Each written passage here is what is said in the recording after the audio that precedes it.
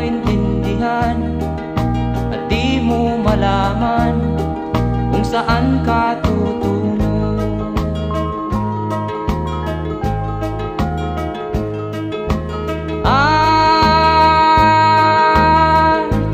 Kung nakamit mo na ang pangarap,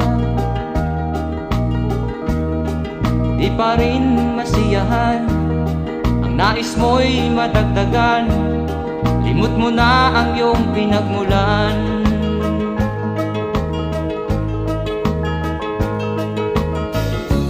Bakit nga ba ganito?